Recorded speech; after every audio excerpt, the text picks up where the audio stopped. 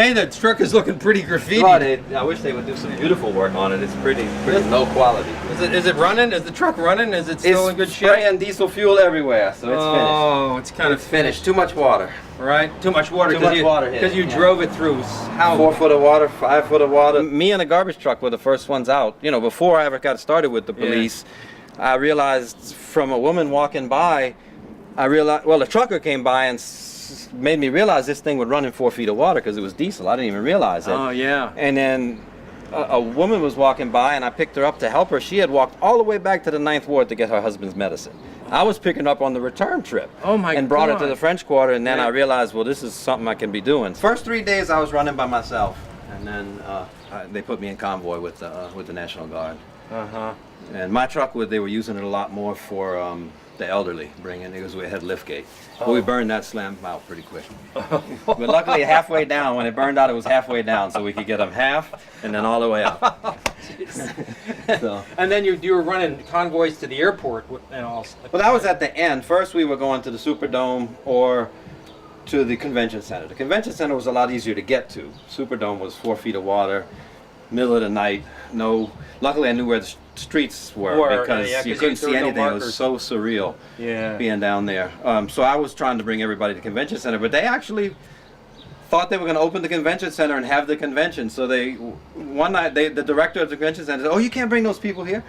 We have a convention in a week." Yeah, sure. I had to go get the police chief and bring him back, and so I could drop the people off. Oh my goodness. So that was an issue. And then they claimed that they didn't even know there were people at the convention center, no, right? They knew. The police told me to bring them there. I mean, that was part of the. Because we were going out on short runs. And then we came back. I think it was like the Tuesday on that Tuesday afternoon, and the Cajun Navy came out of Homa. That was a beautiful sight. They had every kind of boat. It just stretched down around Harrah's down Canal Street. Really. And then so my job was when they would go out into the neighborhood and pick people up on their boats.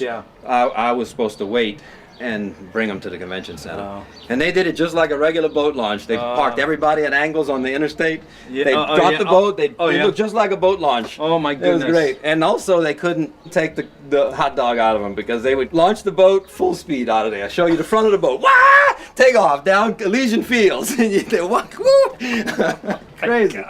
I'm going like, stop signs, cars buried under there. And where was the truck relative to your truck relative to those boats moving through all that water? They really used Louisa. When Louisa goes down, that was the boat launch because it was on the interstate was underwater. So they created it. So I just went to Louisa. Yeah. And I never saw any violence at all in what I was doing. Right. None. But didn't you tell me you would come home at night, it would be dark, and you'd be like worried about getting out of the hell out of me getting out. I mean, at the end of the day was always pitch black, and I had to unload my truck every night because I was trying to keep ice chests going, and because we had ice most of the time. Yeah. And the National Guard was who was really sneaking up on me.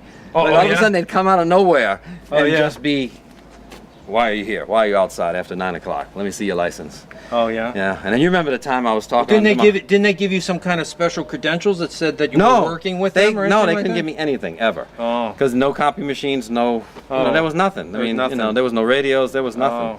I photographed you in the cab, for that piece I did about you for Storm Cycle, Local Hero. Right. And you were that was that point you were holding up this can of asparagus. You said you've been eating asparagus for 3 days. That was the perfect meal. Was 1 can of asparagus, 1 can of corn, and a can of tuna. You eat all that together, and you're straight.